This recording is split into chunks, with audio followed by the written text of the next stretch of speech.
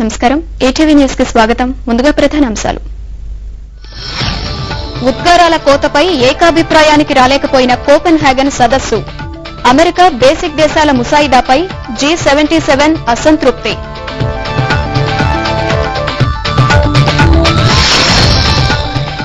నేడు భారతీయ జనతా పార్టీ కొత్త అధ్యక్షుడి ఎన్నిక రాజ్నాథ్ సింగ్ రాజీనామా నితిన్ గడ్కరీకి పగ్గాలు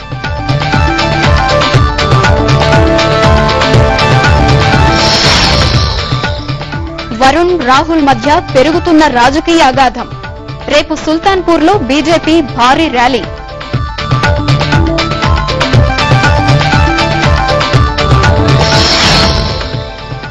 కాశ్మీర్లో నూతన సంవత్సర వేడుకలు ఆనందోత్సాహాల మధ్య లోసార్ పండుగ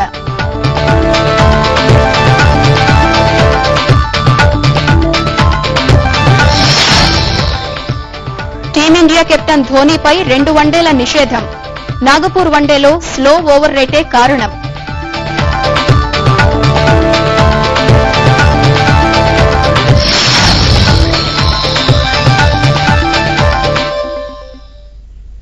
కోపెన్ హ్యాగన్ సదస్సు ఏకాభిప్రాయం లేకుండానే ముగిసింది. సదస్సు విజయం కోసం అమెరికా భారత్ చేసిన కృషి ఫలించలేదు. అమెరికా బేసిక్ దేశాల ముసాయిదాపై G77 దేశాలు తీవ్రంగా వ్యతిరేకించాయి.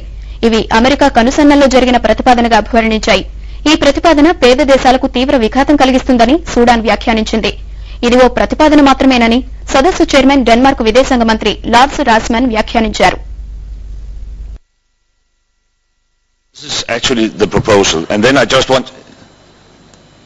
just want to be sure whether we are in a position where no one will be against this. Is anybody against this? I see some people, and for that reason, I will really regret this, but for that reason, we cannot adopt this document. What we perhaps can do,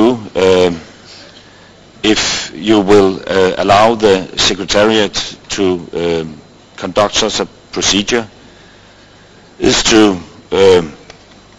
send every country a letter in order to register during the coming period of time. Copenhagen పర్యావరణ సదస్సు ముగింపు అనంతరం ప్రధాని మన్మోహన్ సింగ్ స్వదేశానికి బయలుదేరారు.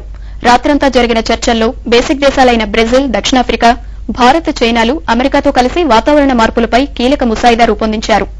110 దేశాల అధ్యక్షులు, ప్రధానులతో పాటు కోపెన్ హ్యాగన్ చివరి రోజు సమావేశాలకు హాజరు కావడం వల్ల మన్మోహన్ స్వదేశానికి తిరుగుపయనం కావడంలో 5 గంటల ఆలస్యమైంది.